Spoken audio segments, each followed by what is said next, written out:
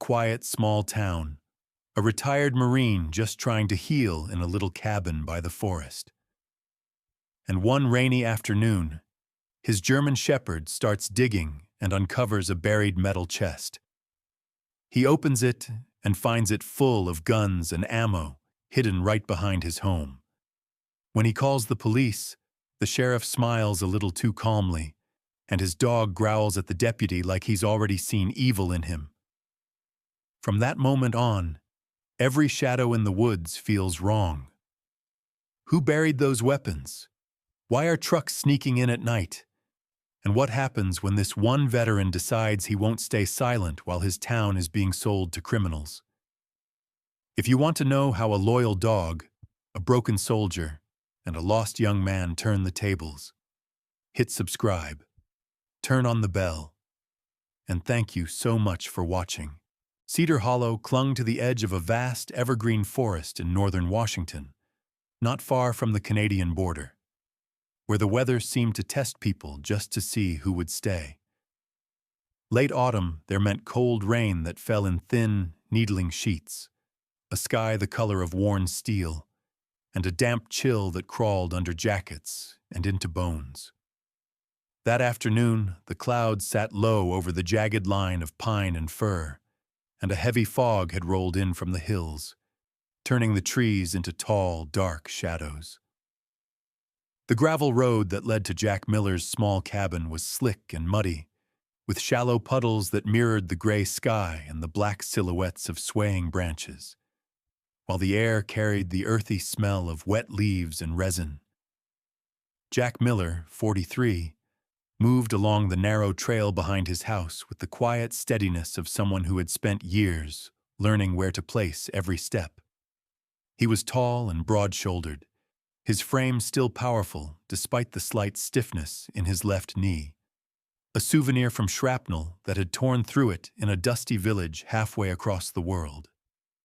His face was angular and weathered, with a strong jaw, a straight nose that had once been broken and healed just a little crooked, and faint lines at the corners of his gray-blue eyes that came more from squinting into harsh sun and wind than from smiling. His dark brown hair was cut short out of habit, now flecked with strands of early gray, and a trimmed stubble of beard framed his mouth, giving him a rugged, tired look.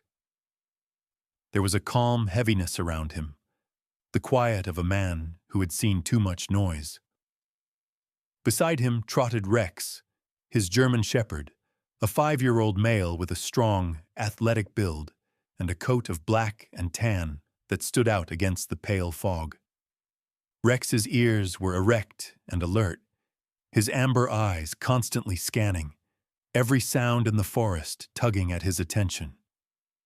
His muscles rippled under his thick fur when he moved, and his tail swayed in an easy, confident arc. But there was nothing careless about him.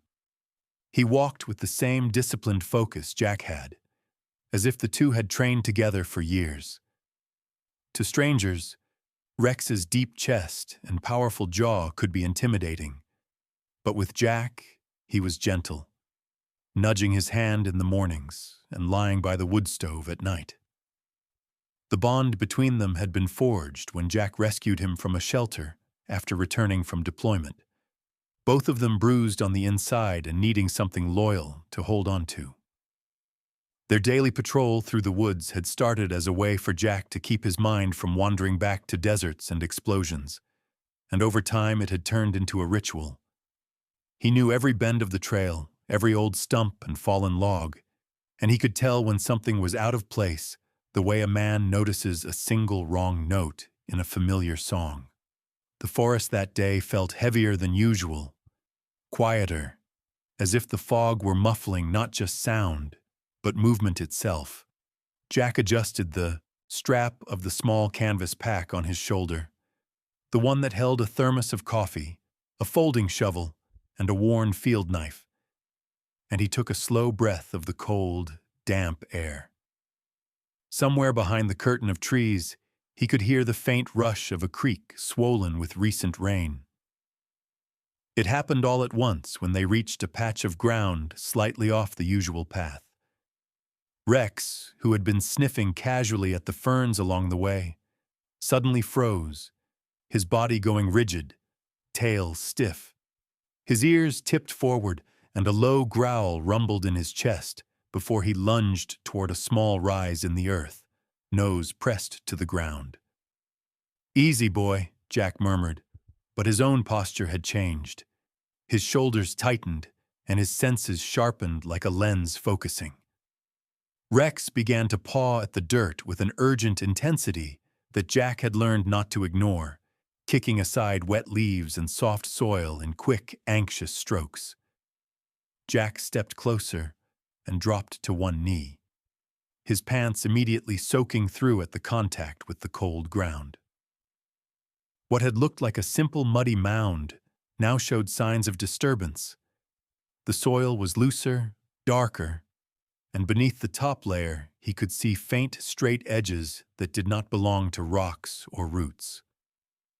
His heartbeat slowed in that strange way it did when something serious was unfolding, the way it had in combat when seconds seemed to stretch.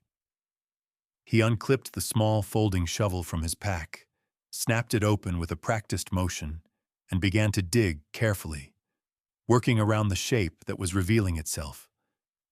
Rex hovered at his shoulder, breathing hard, the dog's breath steaming in the chilly air.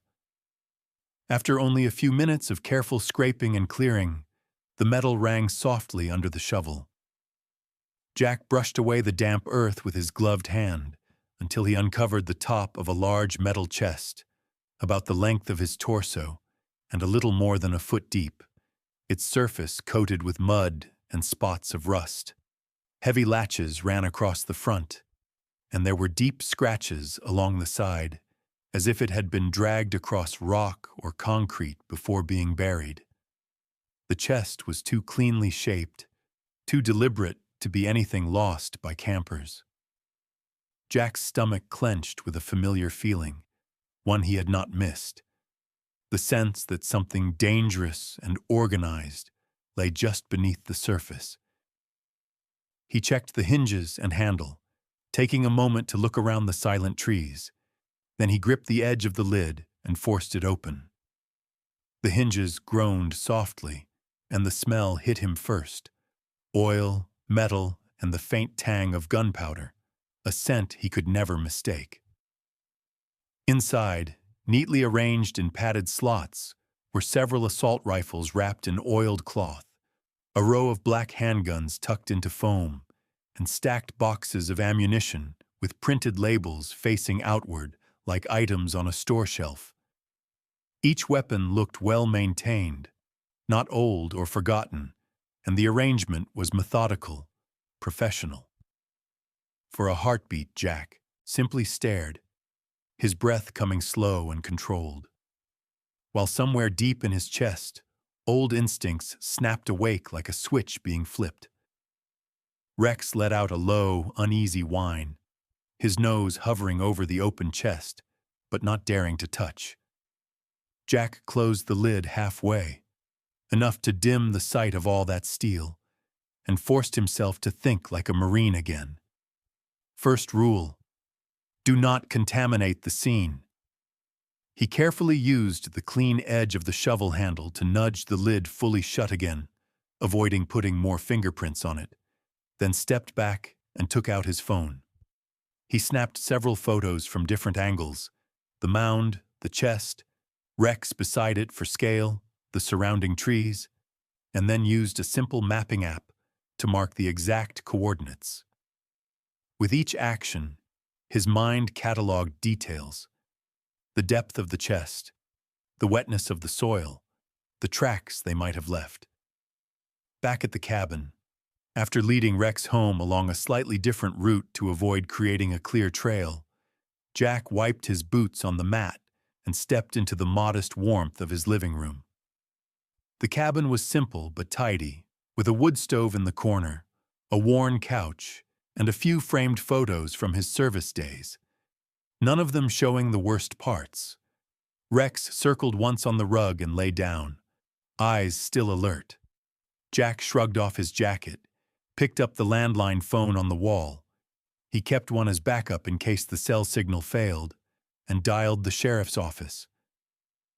His voice was steady as he explained who he was, where he lived, and that he had found something in the woods that needed immediate attention, speaking in clipped, factual sentences, the way he had been trained to report. About 40 minutes later, the quiet around his cabin was broken by the crunch of tires on gravel.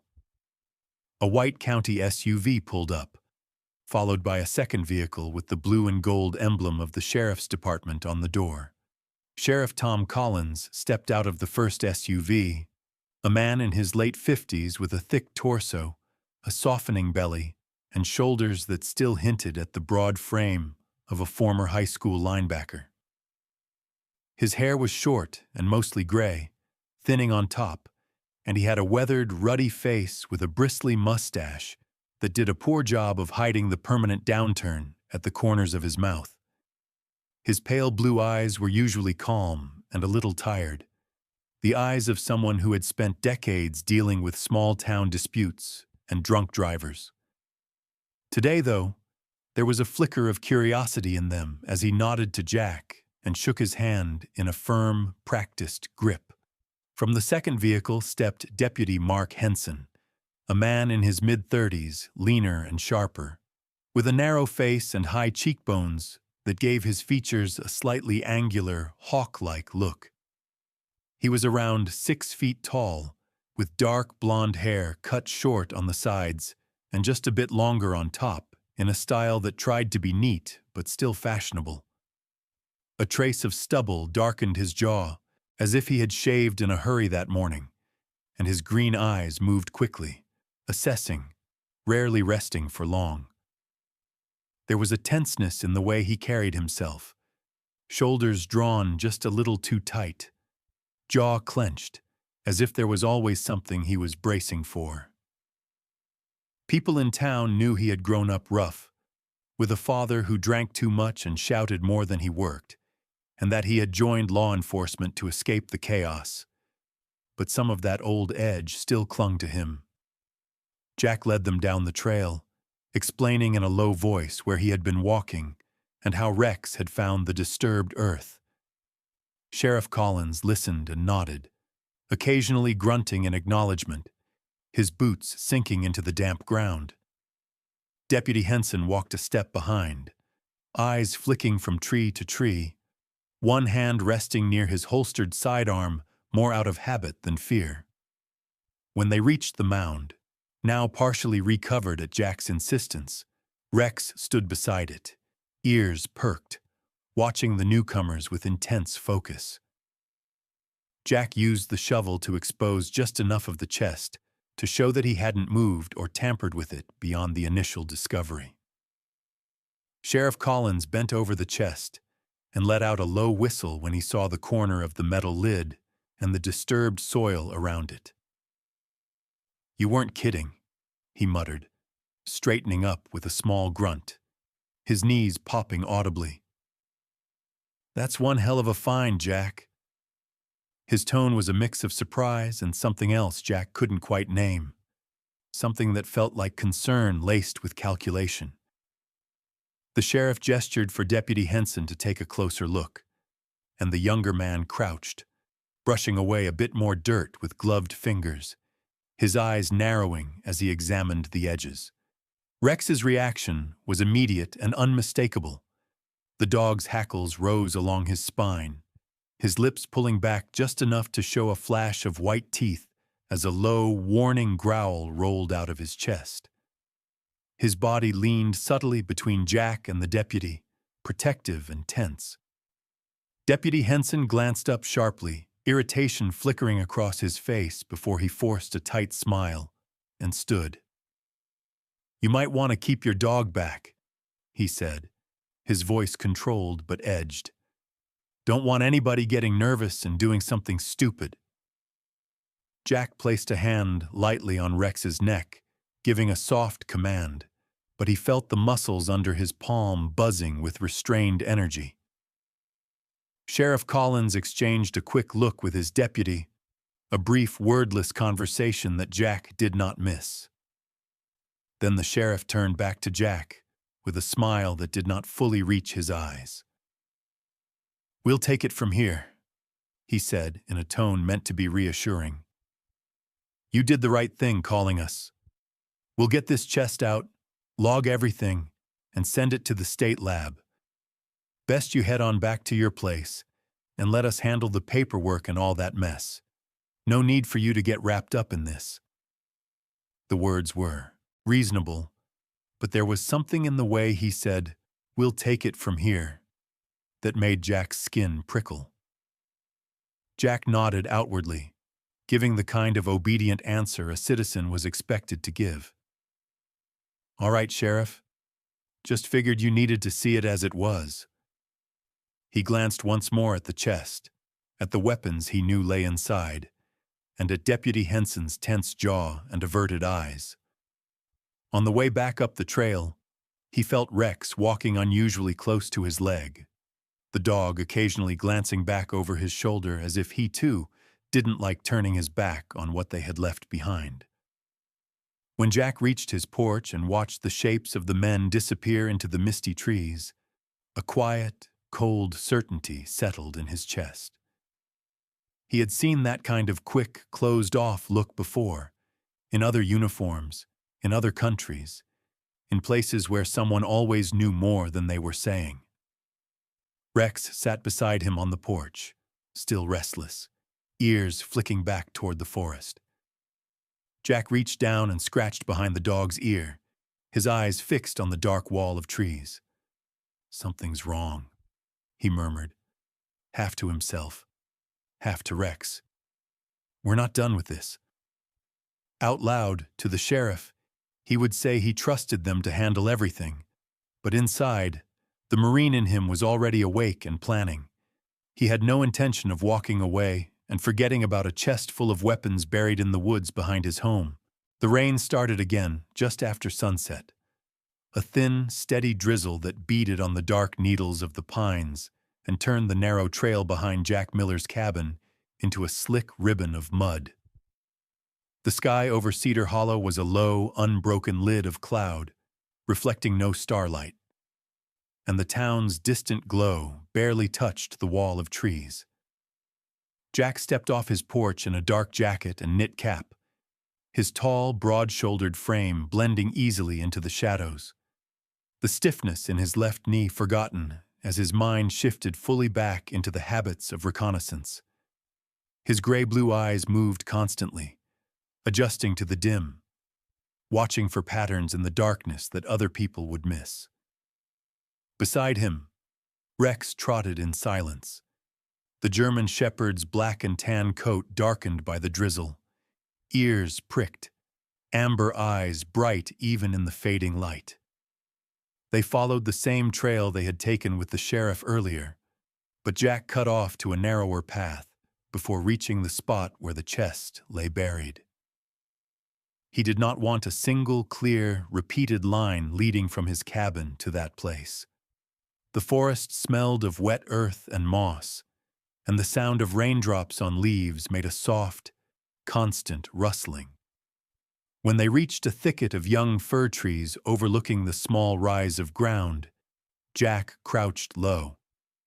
From here, through the black lattice of branches, he could see just enough of the clearing where the disturbed earth formed a mound. The chest was still there under the soil. Sheriff Collins and Deputy Henson had left before dark, with a promise to return with a crew, but no crew had come yet. That delay, combined with Rex's distrust, made Jack's suspicion harden. From his pack, he pulled out 3 small trail cameras, matte black boxes with weatherproof casings that he had once used to monitor wildlife around the property. Moving with the same careful efficiency he had learned on patrols overseas, he circled the clearing in a wide arc, keeping low, avoiding leaving obvious prints where someone might step. He mounted the first camera on the trunk of a pine facing the mound, positioning it high enough that a casual glance would miss it, angling the lens down to capture faces. The second he placed farther back, aimed at the narrow path that led into the clearing from the direction of an old logging road. The third he hid near a cluster of rocks, pointed toward a gap between trees where the headlights of any arriving vehicle would sweep. Rex stayed close but quiet, occasionally sniffing the air, his body language tense and alert. The first night they waited nearby, Jack and Rex lay prone on a gentle slope covered in damp needles, cloaked by a tangle of low branches. The drizzle soaked into Jack's jacket and chilled his skin, but his breathing stayed slow and even. He watched the clearing through a pair of compact binoculars, listening past the constant patter of rain for anything that did not belong. An engine, a snapped twig, a human voice. Hours passed, marked only by the sluggish movement of fog among the tree trunks and the distant hoot of an owl. Rex shifted position now and then, pressing his warm body against Jack's side, his steady heartbeat a quiet rhythm in the dark. They finally withdrew just before dawn, when the forest lightened from black to charcoal gray, leaving the cameras to be their eyes. So it went for several days. Each evening, after making sure no one was watching the cabin, Jack and Rex slipped into the trees. Some nights they lay closer to the clearing, other nights farther back, changing positions to avoid pattern and to test different angles of view. During the days, Jack retrieved the cameras one by one, swapped out memory cards, and examined the footage at his kitchen table, his tired face lit by the pale glow of his laptop screen. Most of what he saw were deer moving like ghosts through the frame, a pair of raccoons squabbling over something shiny, and the occasional fox trotting along the path, its tail held like a banner.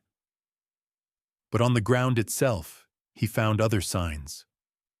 The faint imprint of boot treads near the logging road, tire tracks in soft mud where no one from town had reason to drive, a cigarette butt with a brand he knew none of his neighbors smoked.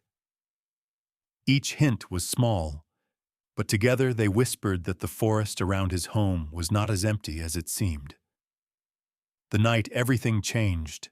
The rain was heavier, coming down in slanting lines that shimmered in the beam of Jack's flashlight before he clicked it off at the edge of the trees.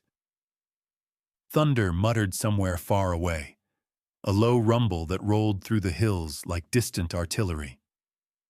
Jack chose a vantage point on a low ridge above the clearing, where he could see both the mound and the path from the logging road.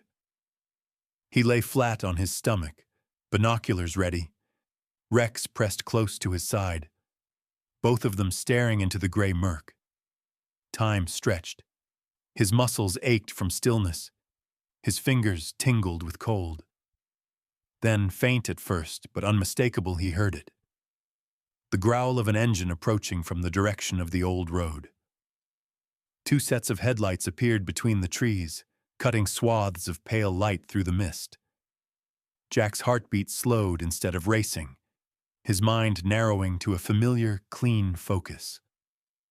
The first vehicle was an older, dark pickup truck, mud-caked along the doors. The second, a white van with no markings. When they rolled to a stop near the mound, Rex's body tensed, a soft rumble starting deep in his chest, and Jack laid a calming hand on the dog's shoulders while raising the binoculars. 4 men climbed out of the vehicles. One, who seemed to move like he owned the space, was a broad-shouldered figure in a heavy canvas jacket and a black baseball cap pulled low, his face largely in shadow. Jack noticed only the way he walked, with a slow, confident roll, like someone used to being obeyed. Another man was older, stockier, with a thick beard, streaked with gray and a knit hat, his steps stiff as if his knees hurt him. The remaining 2 were younger, their movements twitchy, hands jammed into their pockets whenever they weren't hauling gear from the truck bed. Even at a distance, their body language screamed tension and haste. They went straight to the mound. One of the younger men began to dig with a short-handled shovel, while another swept a flashlight in wide arcs around the clearing, the beam occasionally passing near the first hidden camera and sliding right past it. When the metal of the chest finally appeared, Jack could see the broad-shouldered man in the canvas jacket step forward and test the weight of the lid. He opened it just high enough for the flashlight beam to glint on dark metal inside. And even from the ridge, Jack didn't need to see the shapes clearly to know what they were. One of the younger men returned from the truck with another crate, unmarked, and set it down beside the chest. The broad-shouldered man moved something from one container to the other, while the bearded one opened the back door of the white van. Then came the part Jack had been waiting for. A fourth man stepped out from the passenger side of the pickup truck, shoulders hunched slightly against the rain, the brim of his sheriff's department ball cap dark with moisture. Jack focused the binoculars and felt a hard, cold twist in his gut. Under the wet bill of the cap and the sheen of the rain, he recognized the narrow, angular face, the tight jaw, the restless green eyes. Deputy Mark Henson. The same man Rex had growled at, now standing in the flickering light of the clearing, a black duffel bag in one hand. Henson set the bag on the open tailgate. When someone unzipped it, the rectangular shapes inside caught the light enough for Jack to see they were bundled stacks that looked very much like cash. Jack shifted slightly to adjust the binoculars, steadying his breathing as he watched the exchange unfold. The men spoke, but the words were lost under the patter of rain and the distance. Still, the motions were clear. The broad-shouldered man in the canvas jacket counted a portion of the money, nodded, then gestured toward the chest and crate as if checking off an item on a list. Henson's gaze moved constantly, scanning the trees with the practiced look of an officer who knew how to search a scene. But his eyes swept right past the ridge where Jack lay. For several long minutes, the forest around the clearing was a tangle of shifting light and moving shadows, metal passing from chest to crate to van, money changing hands. When at last the vehicles reversed and disappeared back into the darkness, Jack and Rex did not move for several more minutes. Only when the forest settled again into its natural sounds did Jack crawl backward along the ridge, careful not to snap a branch or silhouette himself against the faint glow of the sky. They returned to the cabin by a longer, looping path, both man and dog drenched and muddy, the adrenaline still humming in Jack's veins. Inside, he toweled Rex dry, then went straight to the small desk where his laptop sat. His hands were steady as he removed the memory cards from the cameras and slid them into the computer. Hourglass icons spun, and then rows of thumbnail images appeared, followed by video timelines. Jack watched the clips again and again, slowing them, zooming in, freezing frames until the grainy shapes sharpened just enough. There was the mound, the chest, the crates, the duffel bag, the men. Most importantly, there was Deputy Mark Henson, his face half-shadowed but still unmistakable, standing among armed smugglers in the middle of a secret exchange. Jack took still images of key moments, labeling each file with the date, time, and GPS coordinates he had recorded. The part of him that had once compiled field reports for superiors slipped back into gear with grim efficiency. When he opened his email, he created a new account under a false name, then navigated to the public tip line page for federal law enforcement. The form asked for details, so he typed in clear, concise sentences about a suspected weapons trafficking operation near Cedar Hollow, Washington, describing the hidden chest, the nighttime meeting, and the involvement of a local deputy. He attached the best still images and a compressed video file, double-checked that his personal details were scrubbed, and hit send. For a few seconds, he just sat there, listening to the ticking of the old clock on the wall and the soft breathing of Rex at his feet. An automated response landed in the inbox almost immediately, acknowledging receipt. A few hours later, as the night thinned toward morning and Jack sat hunched over a mug of coffee gone lukewarm, a more specific reply arrived. It was brief, professional, and cautious, thanking him for the information and explaining that while the material was concerning, they would need more solid, corroborated evidence to move against anyone higher up the chain. They urged him not to take unnecessary risks, but asked for any additional documentation of patterns, faces, vehicles, and locations he could safely observe. Jack stared at the message for a long moment, then looked down at Rex, who was watching him with those sharp, amber eyes as if reading his thoughts. He knew exactly what stepping deeper into this meant. Long nights, more danger, and the possibility of crossing powerful people who preferred to stay invisible. But a chest of weapons buried in the woods behind his home, guarded by a corrupt deputy, was something he could not unsee. Quietly, with the same resolve that had carried him through worse nights in harsher lands, he decided he would not stop at just one anonymous tip.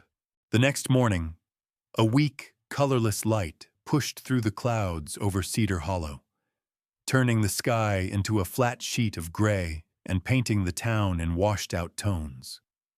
Jack sat at his kitchen table with a mug of black coffee cooling beside his laptop, replaying still frames from the night before.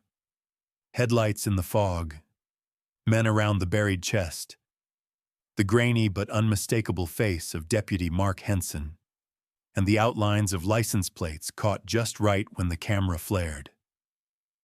He didn't bother looking in any official database. Asking questions through normal channels would be like tapping on the glass to warn the fish that the shark was coming. Instead, he relied on something simpler: memory and the quiet network of small-town knowledge. The pickup's plate number, a battered Washington tag, matched one he'd seen parked more than once behind a rundown bar on the edge of town. The white van's plate had a faded registration sticker and a faint logo ghosted on the rear doors, the outline of a mountain over a highway. That shape tugged at something in the back of his mind.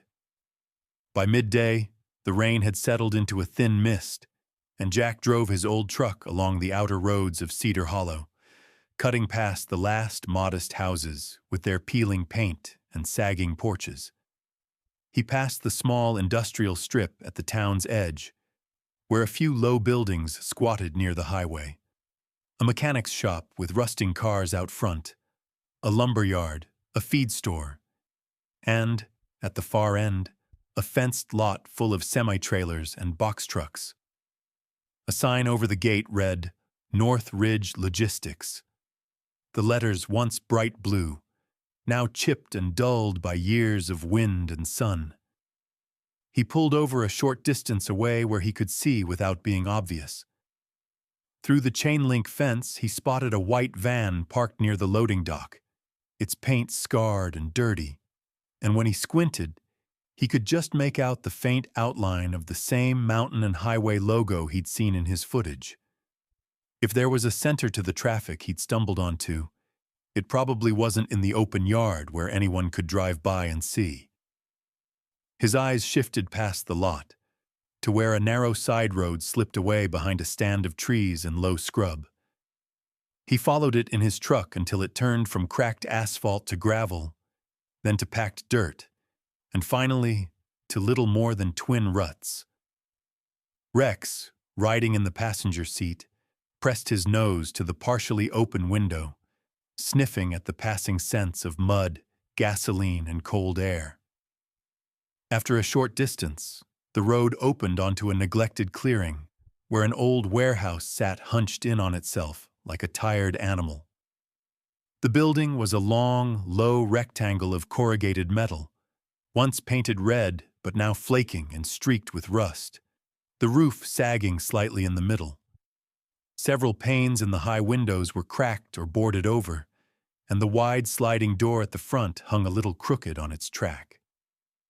Weeds grew in clumps, through cracks in the gravel, but the ground immediately in front of the entrance told a different story.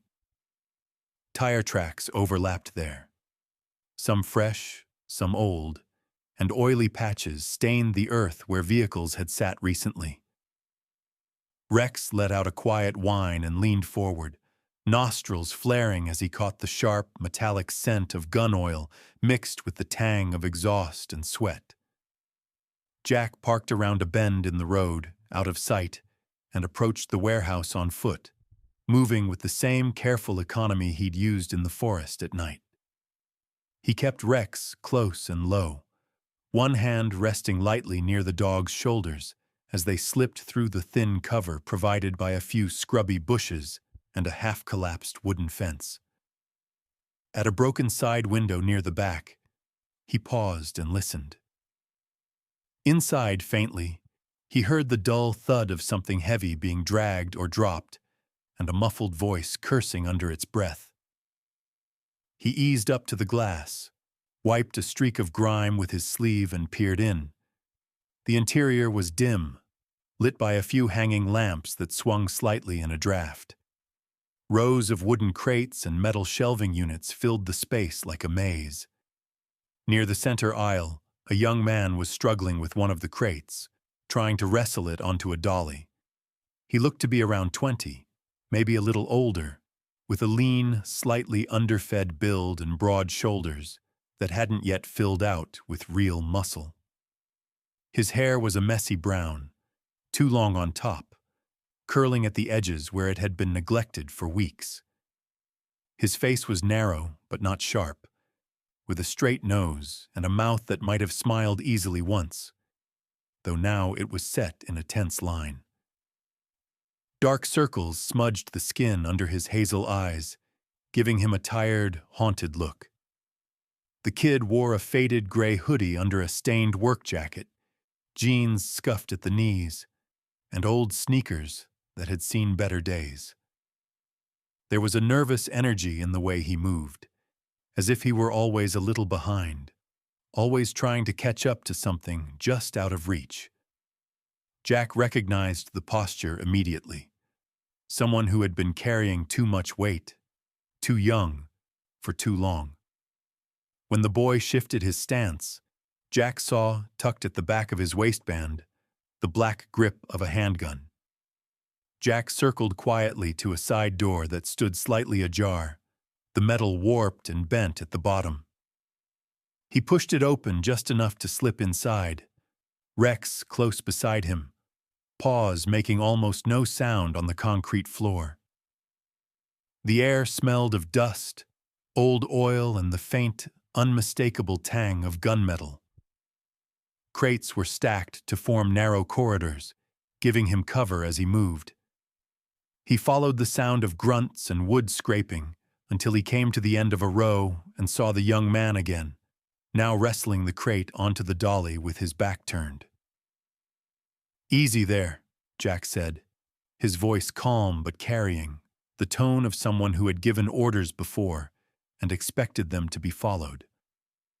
The young man jerked in surprise, the crate tipping. He spun, hand flying toward the small of his back, fingers closing around the pistol grip.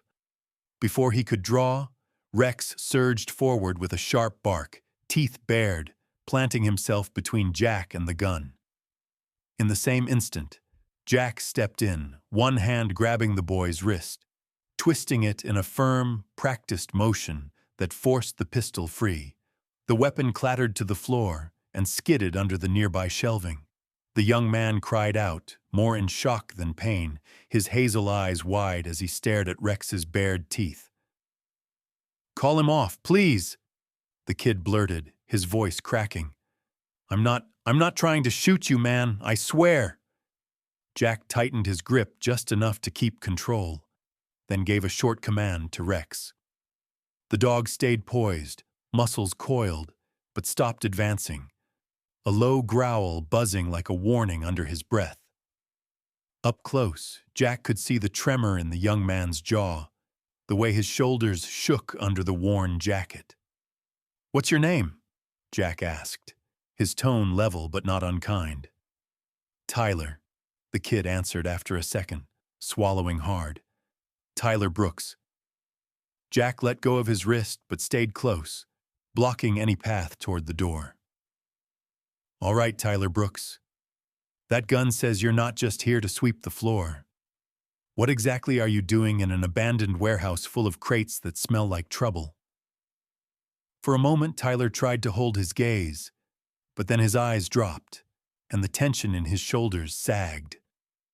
Up close, Jack noticed a faint white scar along Tyler's left eyebrow, the kind that came from a bottle or a fist, and a thin line on his forearm that looked like an old burn. Signs of a rough home or bad company. Either way, too familiar. "I'm just moving this stuff," Tyler muttered, voice low.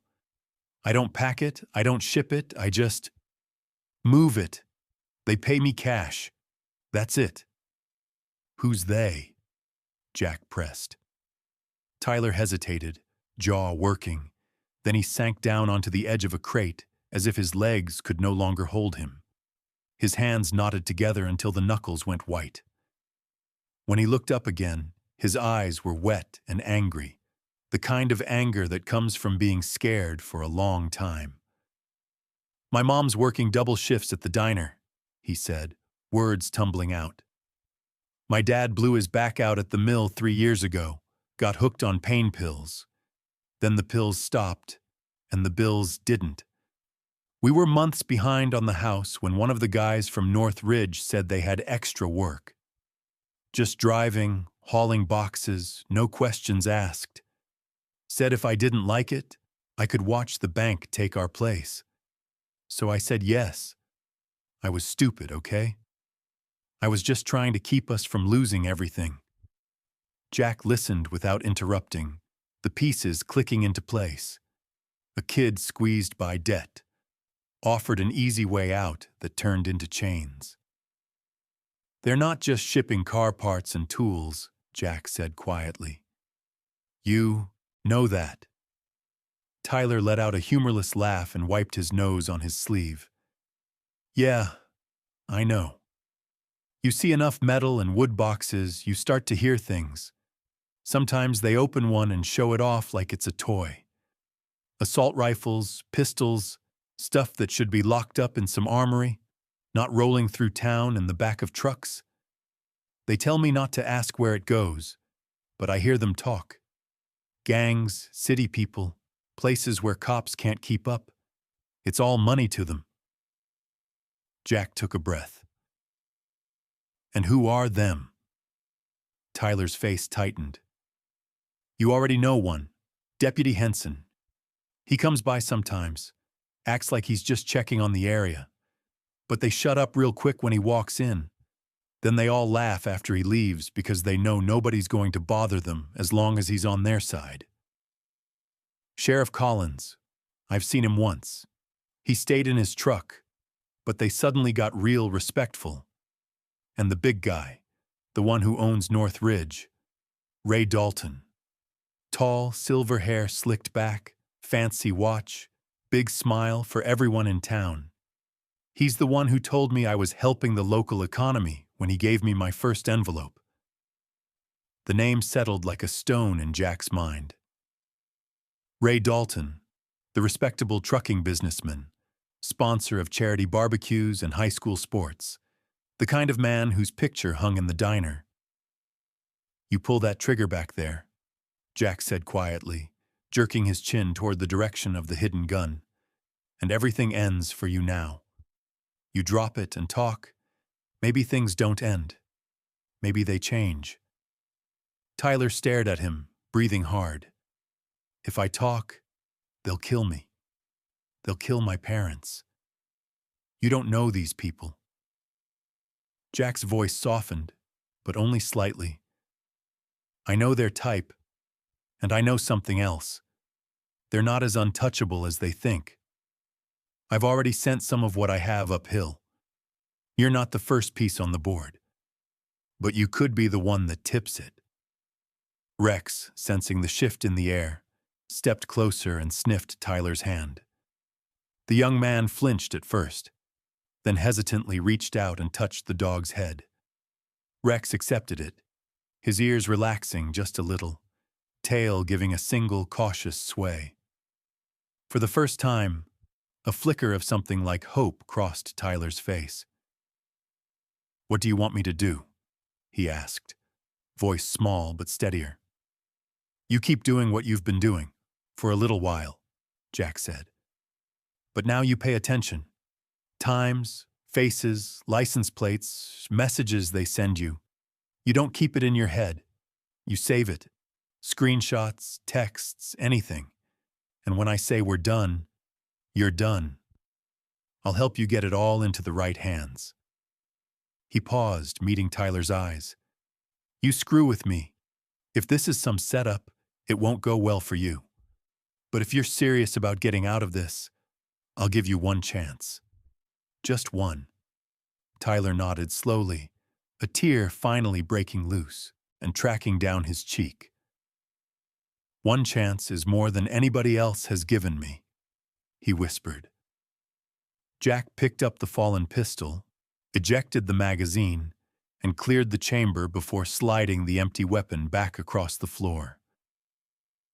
"You don't point that at anyone again," he said. "If you need protection, you stay smart, not armed. Let me worry about the rest."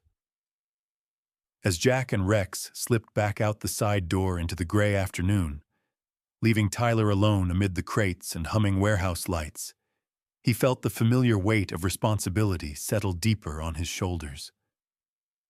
He had just pulled a young man halfway out of a sinkhole and promised to hold on to him. Somewhere beyond the mist, men like Ray Dalton and a crooked deputy believed they controlled every piece of this quiet town. Jack knew better now. He had a witness, a warehouse, and a line straight into the heart of the operation. And he intended to use all of it. 2 nights after the meeting in the warehouse, the sky over Cedar Hollow looked ready to tear itself open. Thick clouds rolled in from the mountains, turning the late afternoon into a murky twilight. The wind had a sharp edge, bending the tops of the pines and carrying the metallic scent of an oncoming storm. Inside Jack's cabin, the lamps cast soft yellow pools of light over the worn wooden floor. Tyler sat on the same old couch, shoulders hunched in his gray hoodie, fingers tracing the seam of his jeans. His hazel eyes were tight with worry, but when he spoke, his voice was steady. "It's tonight," he said. "The big shipment, out in the woods, same area as before. They think nobody would be dumb enough to watch that spot twice." Jack had already made his call. Mike Anderson had arrived that afternoon, just another visitor in a dusty SUV with out-of-state plates and a roof rack. To the people at the gas station and the diner, he was a broad-shouldered man in his early 40s on a solo camping trip, with a windbreaker, hiking boots, and a friendly, forgettable smile. In truth, Mike's square jaw was clean-shaven in that precise way federal agents favored, his short, sandy hair trimmed close, and his calm brown eyes carried the same alertness they'd had in the Corps. Years of work with a federal task force had etched a few more lines into his tanned face, but his handshake with Jack on the cabin porch had been just as firm, their brief clasp saying more than words. "Hell of a mess you stepped into, Miller," he'd said quietly. "Let's clean it up right." They had spent the remaining daylight hunched over a rough map on Jack's table, with Rex lying beside them and occasionally lifting his head as if following the conversation. Tyler stood close, leaning over the map, jabbing a finger at a hand-drawn circle. "Here," he said. "They're using the clearing near that old logging road, not far from where you found the chest. 2 trucks from the city, 1 from North Ridge. Ray Dalton likes to show up in person when the money's big. Mike listened, arms folded across his chest, his thick forearms tan and corded with muscle. He asked precise questions. How many men, what kind of weapons they usually carried, who gave orders, and who followed. His voice was calm, professional, but behind it Jack could hear the quiet anger he reserved for people who profited off violence. By the time true darkness fell, the storm had arrived. Rain came in hard, slanting sheets that hammered the cabin roof and hissed through the forest. Wind howled around the treetops, making the pines sway like great dark waves. Thunder rumbled in the distance, getting closer with each low, rolling growl. Jack, Rex, and Mike moved through the trees in dark, weatherproof gear, the beams of their flashlights kept low and covered whenever possible. Tyler had gone ahead earlier, arriving with the smugglers as usual. His role for the night already agreed: act scared, which wouldn't be hard, keep his eyes open, and find one moment, just one, to tilt the odds in Jack's favor. Near the clearing, Jack and Mike worked quickly. Mike knelt by a mossy stump, his large hands surprisingly deft as he tucked a small, weather-resistant microphone into a hollow, angling it toward where the vehicles would park. A second device went under a half-rotten log, another in the crook of a tree, each one forming part of a loose circle around the meeting spot. Jack's job was to slip down toward the narrow path, where he planned to get close enough to attach a compact GPS tracker to at least one of the vehicles. Rex moved like a shadow beside him, the rain beating on his black and tan coat. Ears pricked despite the wind. From their final position on a low, brush-covered rise, they had a partial view of the clearing. Through the curtain of rain, they saw headlights cutting through the trees. First a dark North Ridge truck, then two larger vehicles from the city, their engines a deeper growl. Men stepped out, silhouettes hunched under hoods and jackets, shapes distorted by the strobe of lightning. One man stood at the center of it all, under an umbrella someone else held: Ray Dalton. Even blurred by distance and rain, he had an air of casual authority, his tall frame wrapped in a heavy dark coat, silver hair slicked back from his broad forehead. He gestured with one hand as if directing a stage play, the gold glint of a watch occasionally catching the light. Deputy Mark Henson was there too, his narrow face visible when he pushed his hood back to shout something over the wind. He moved through the group with an ease that made Jack's stomach churn, checking the edges of the clearing, resting one hand on his belt near his sidearm, eyes scanning the tree line with the professional gaze of someone who knew exactly how surveillance worked. Tyler stood near the back, half hidden by a stack of dark crates, his hoodie soaked, his hands jammed into his pockets. Even from a distance, Jack could see the tension in his thin shoulders, the way his head turned just enough to mark the path that led toward their hill. Mike tapped the small receiver tucked under his jacket, listening to the whispered fragments caught by the hidden microphones. Prices, quantities, a city name or two, the kind of incriminating details bureaucrats loved, and men like Dalton never thought anyone would hear. Jack waited for a break in the pattern of movement, then slid down the slope with Rex at his heels, keeping low as he angled toward the rear of the nearest truck. The storm covered small sounds: the rain on metal, the wind in the branches, and the occasional crack of thunder made excellent camouflage. He reached the back bumper, pressed his body against the cold steel, and with one quick motion, slapped a magnetized tracker onto the underside of the frame.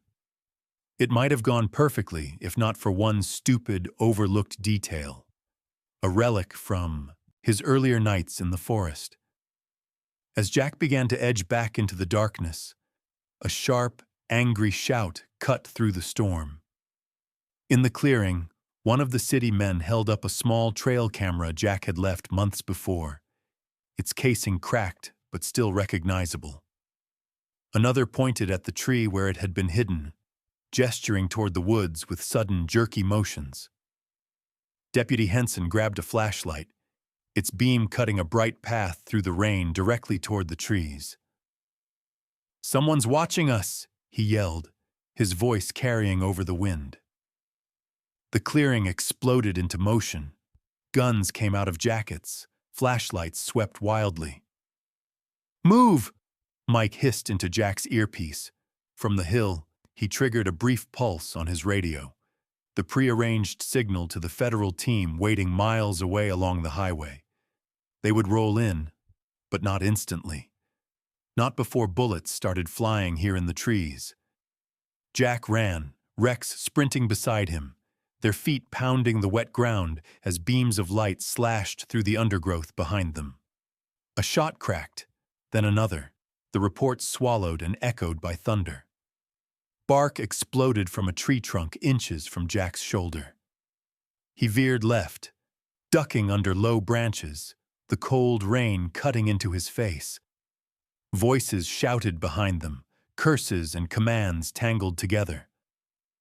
Another flash of light revealed a man flanking them from the side, raising his weapon. Before Jack could turn fully, Rex launched himself, a dark streak against the gray. The dog slammed into the gunman's arm, teeth sinking into sleeve and flesh, driving him sideways. The shot went wild, kicking up mud instead of bone. In the chaos, a splintered branch, shattered by a stray bullet, whipped back and struck Jack across the upper arm. Pain flared hot and sharp, and he stumbled, feeling warmth spread under his sleeve as blood mixed with rain. He gritted his teeth, forcing himself to keep moving, yanking Rex away with a sharp command as the wounded man howled and fell back. They broke through a line of younger trees and stumbled into a narrower path that sloped down toward a rocky ravine. Behind them, the scene fractured further. Tyler, who had been shoved toward the crates as the shouting started, made his choice. Instead of ducking behind cover and staying small like a terrified runner, he grabbed one of the handheld radios lying on a crate and shouted, "They're heading toward the West Ridge," pointing in the opposite direction from where he knew Jack and Rex were actually fleeing. In the same motion, he fired 2 shots into the trees to the west, high and wild, as if he had just seen a shadow. Several of the smugglers tore off that way, flashlights bouncing, Henson among them, cursing and crashing through the undergrowth. Ray Dalton, furious, barked orders to regroup as the first faint wail of distant sirens threaded through the storm. The microphones hidden in the stumps and logs kept recording every panicked word. Commands to dump crates, to split up, to destroy phones. Jack, half sliding down the muddy slope with Rex beside him, felt his injured arm throb with each heartbeat. But another thought cut through the pain. In the mad scramble near one of the trucks, as men collided and shouted, someone had dropped a phone. A heavy, expensive-looking device that had skittered close to where he crouched for half a second. He'd scooped it up on instinct before bolting. Now he shoved his uninjured hand into his pocket and felt the solid weight of it, the boss's lifeline, still intact. By the time Jack and Rex reached a deeper gully, Mike caught up, his jacket streaked with mud, his chest heaving. "You hit?" he asked, eyes flicking to the dark stain on Jack's sleeve. Jack nodded once. "I'll live," he rasped. "Dalton's people are scattered. Feds will pick up some, and I've got something better." He held up the wet phone, rainwater dripping from its case. Mike's eyes sharpened with grim satisfaction. "If that's what I think it is," he said, "this storm just blew their whole world open." Somewhere beyond the trees, sirens grew louder, mixing with thunder and the last furious shouts of men who had just realized the forest they thought they owned had turned against them. And back in the clearing, Tyler Brooks stood breathing hard in the rain, heart pounding, knowing that in one reckless, deliberate moment, he had chosen exactly which side he was on. By the time the storm finally broke, the forest around Jack's cabin was dripping and hushed, washed clean by hours of hard rain. Dawn was still a faint gray smear behind the clouds when Jack sat at his kitchen table with his injured arm bandaged. Rex curled at his feet, and Mike Anderson bent over the confiscated phone. Mike's square, tanned face was lit by the glow of the laptop screen. His brown eyes narrowed in concentration as his thick fingers moved with unexpected precision across the keys. The phone had been stubborn at first, locked behind layers of security, but federal tools and know-how were not so easily stopped. When it finally yielded, a flood of information appeared. Message threads, encrypted apps with timestamps, spreadsheets of numbers that, at a glance, meant little and, with context, meant everything. Names, account routes, delivery schedules, photographs of crates and cash, contacts listed under innocuous labels that, cross-referenced with the audio from the forest, lined up perfectly with the voices they had captured. Mike whistled under his breath, a short, humorless sound. They were sloppy, he said quietly.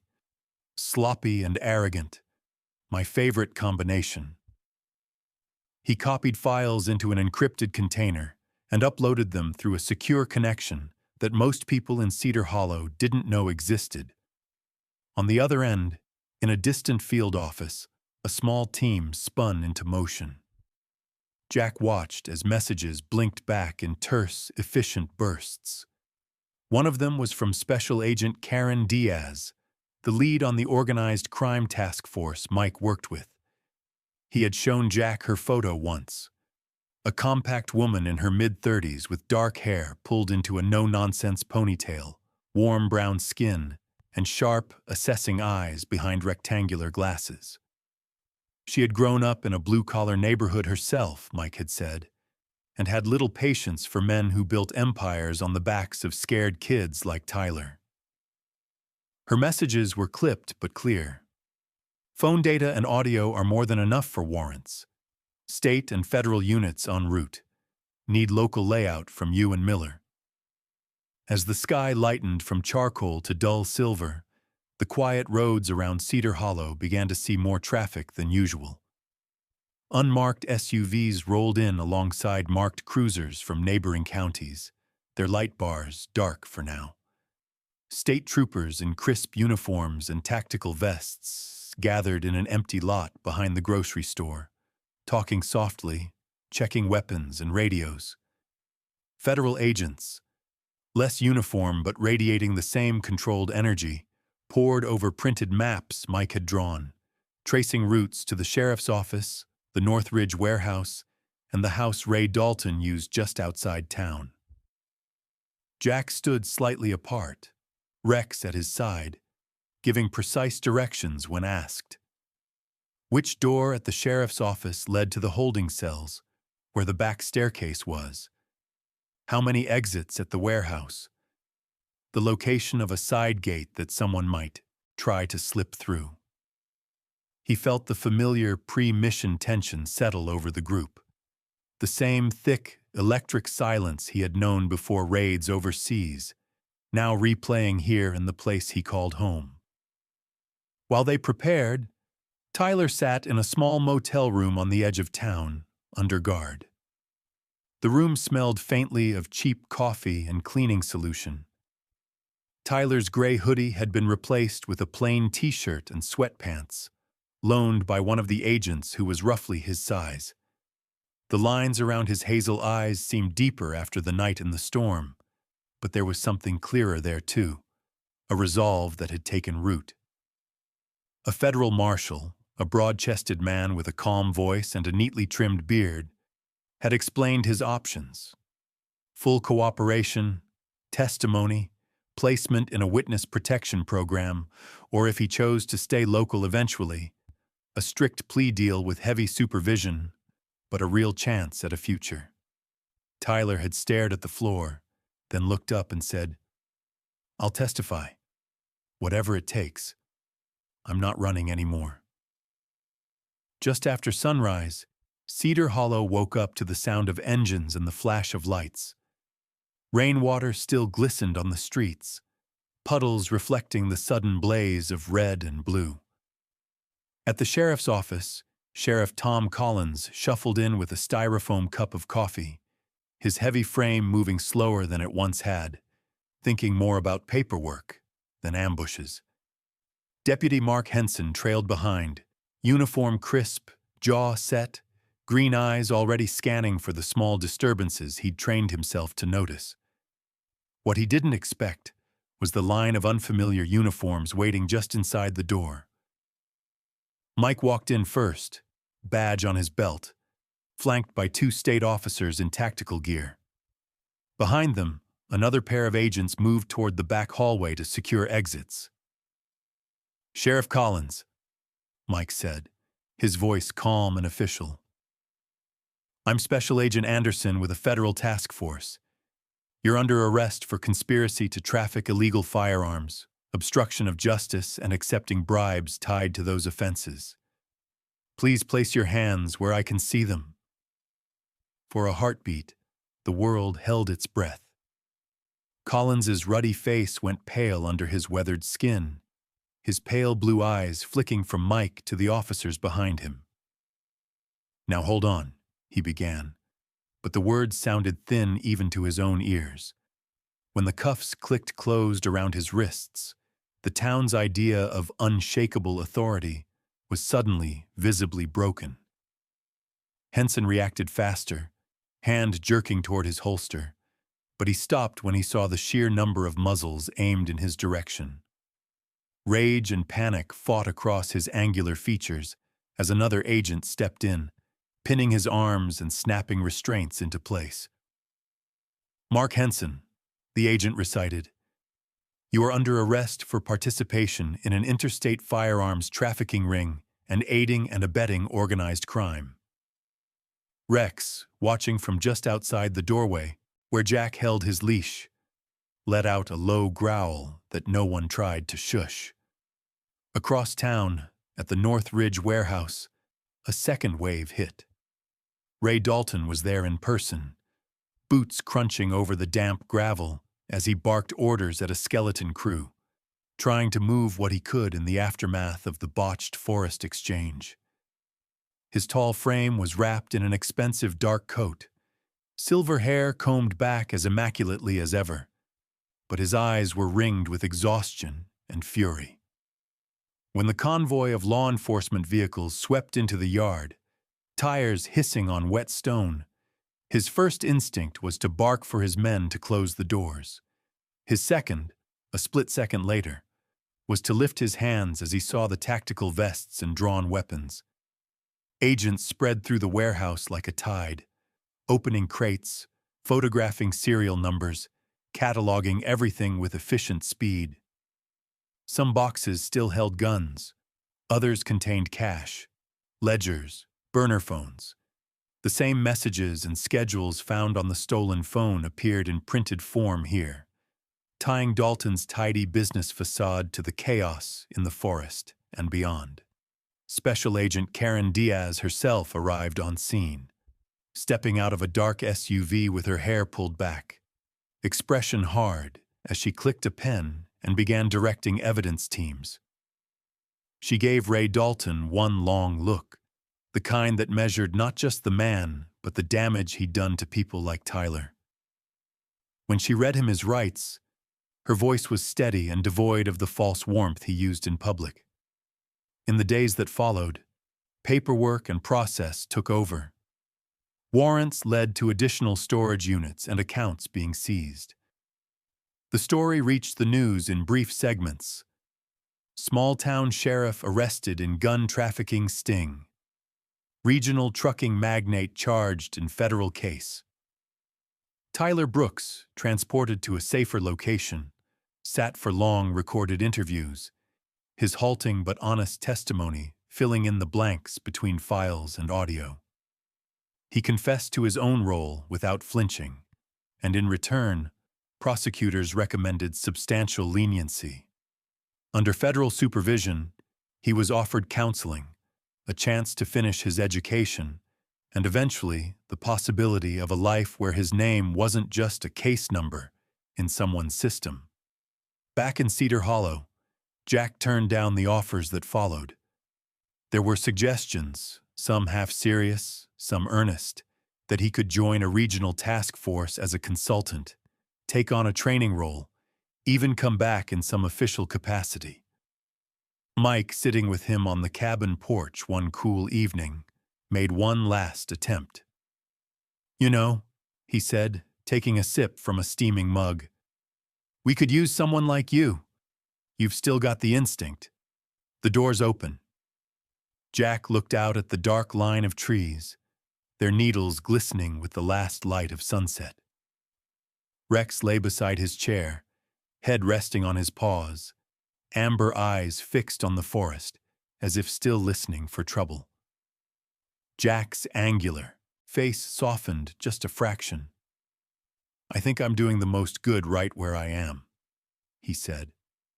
"Watching this town, walking my dog, being the guy who notices when the forest doesn't sound right." Mike studied him for a moment, then nodded, a crooked grin tugging at his mouth. "Yeah," he said, "that tracks." People in Cedar Hollow didn't throw parades, but the regulars at the diner started sending Jack home with extra coffee, and an older woman at the grocery store squeezed his hand and slipped Rex a treat without saying a word. Parents walked their kids a little more calmly past the edge of the woods. Every so often, Jack would see Tyler's name in an email forwarded by Mike, a note that he'd passed another class, or that he'd moved again under a new identity, slowly building a life untethered from the shadows of North Ridge. On quiet nights, when the wind moved gently through the pines instead of howling, Jack would sit on his porch steps with Rex pressed against his leg, the forest stretching dark and peaceful before them. He knew he was just one man in one small corner of a restless world, but he also knew this. A Marine who thought his purpose was over had found another way to stand a post. A scared kid had chosen to turn around instead of sinking, and a German shepherd's unshakable loyalty had more than once nudged fate in the right direction. The town slept a little easier now, and if the shadows ever crept back toward the tree line, there was no doubt who would be waiting there first. Sometimes the biggest miracles don't look like parted seas or shining angels. They look like a tired veteran who refuses to look away, a scared young man who finally chooses what's right, and a loyal dog who pulls his human one step away from danger. In the quiet corners of our own lives, God often works the same way, through small nudges in our heart, through people He sends at just the right moment, through everyday Rex moments that protect us, guide us, or remind us we're not alone. If this story touched you, I invite you to share it with someone who might need a little hope today. Leave a comment with your own little miracle that God has done in your life. And subscribe so we can keep walking together through more stories of faith, second chances, and quiet courage. May God bless you, protect your family, and watch over every step you take, just like He watched over Jack, Tyler, and Rex.